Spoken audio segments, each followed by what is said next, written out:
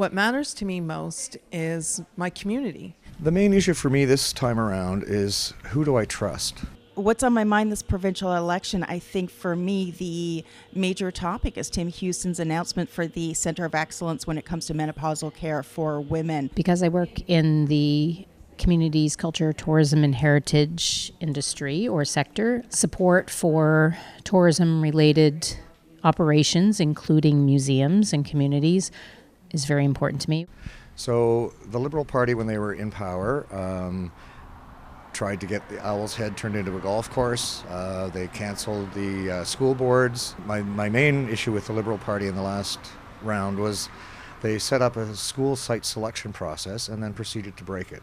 While I am a Nova Scotian and a proud Nova Scotian, I think about my rural communities and how oftentimes they're left out of the conversations of what's happening around the province that isn't centrally located. I have long been an advocate for menopausal health. I had a particularly challenging journey myself, and that led me to explore further what resources are out there for women, and very quickly you'll find out there's little to none.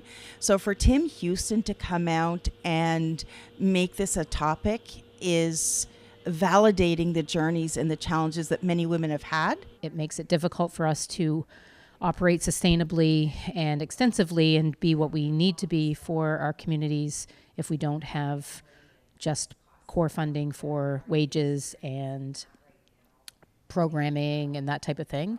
So then we get to the the Conservative Party, and the first piece of legislation was fixed election dates, and then they proceed to go with a snap election, which is going to cost the taxpayers $31 million, which could be much better spent on housing. The Coastal Protection Act, I worked on starting back in the 1980s, and everybody voted for it, including the progressive Conservatives.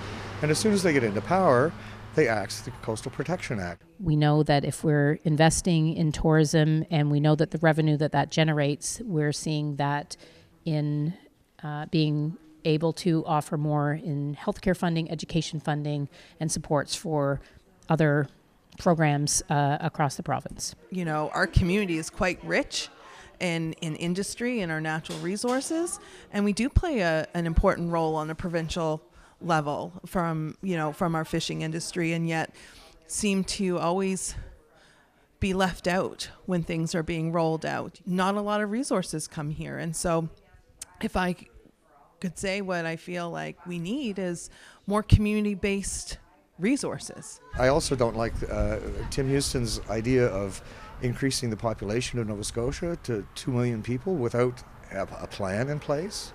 I also object to the fact that we're selling off land in Guysborough County for hundreds and hundreds of wind turbines, which are going to be producing hydrogen and ammonia to be shipped to Europe.